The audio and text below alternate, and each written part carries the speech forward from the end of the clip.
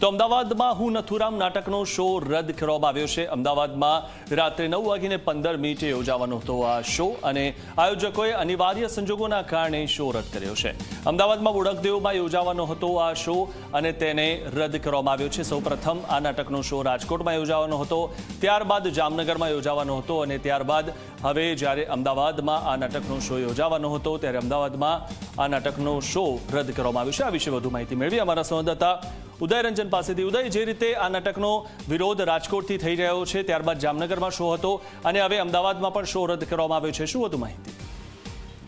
મિથુન, જો વાત કરવામાં આવે તો છેલ્લા 2 થી 3 દિવસની અંદર જે પ્રમાણે અલગ અલગ શહેરની અંદર જે હું નથુરામ નામનું જે નાટકનું આયોજન કરવામાં આવતું હોય છે, એ સમય દરમિયાન જે છે કોંગ્રેસ અથવા એનએસયુઆઈ દ્વારા જે વિરોધ કરવામાં આવતો હોય છે તેને લઈને અમદાવાદમાં પણ આ શો યોજાવા જઈ રહ્યો હતો, પરંતુ પહેલા તે બોડકદેવ પોલીસ દ્વારા આખી આ માહિતી આપવામાં આવી છે અને નોંધવામાં આવેલું છે કે અનિવાર્ય સંજોગોની અંદર આ નાટક જે છે એ રદ કરવામાં આવેલું છે।